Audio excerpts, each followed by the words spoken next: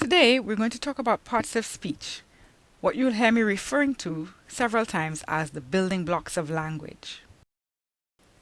Let's start by taking a look at this sentence. Peter walked quickly up the hill today. Now, if you look at the sentence, you will notice that every word performs a job in the sentence.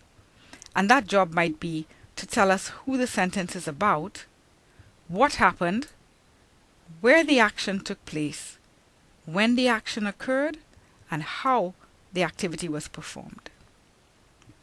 Now, human beings, we like to classify things. So, for instance, you might see we classify animals, we classify plants. We like to classify our environment so that we understand it. So, the same way, we classify words into groups that we call parts of speech. And that part of speech is based on the job that the word performs in the sentence. Okay, so that's what I want you to remember. Very simple, very easy. Parts of speech are just a way that we classify words, and the way we classify them is based on the job that they perform in a sentence. Okay?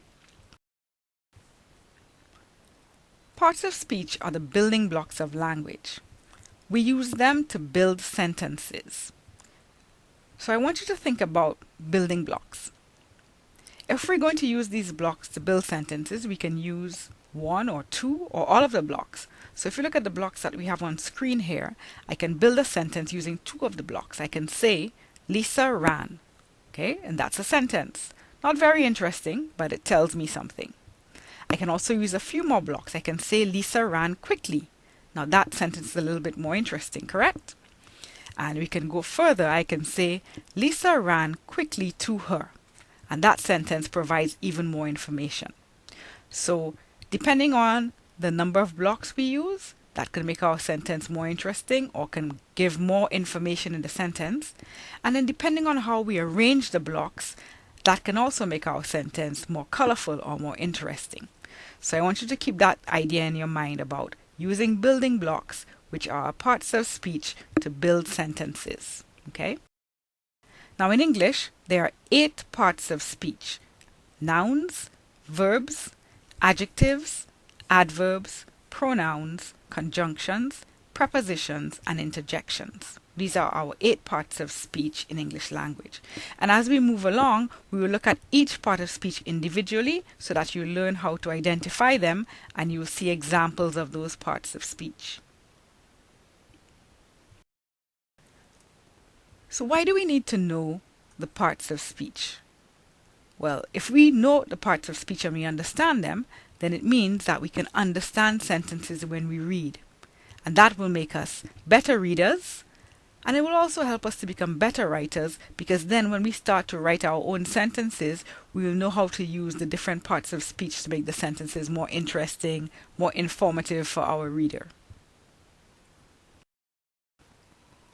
So let's review what we've covered in this introduction to parts of speech. Having covered this tutorial, you should be able to answer a few questions here. And the first question you should be able to answer is, what are parts of speech?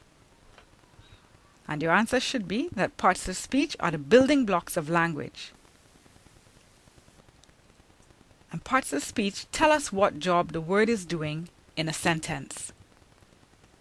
Another question you should be able to answer, how many parts of speech are there in English? And if you said 8, then you're correct. Do you know the names of them? Nouns, verbs, adjectives, adverbs, pronouns, conjunctions, prepositions, and interjections. Why do we need to learn the parts of speech? I'm sure that's a question you're asking yourself, right?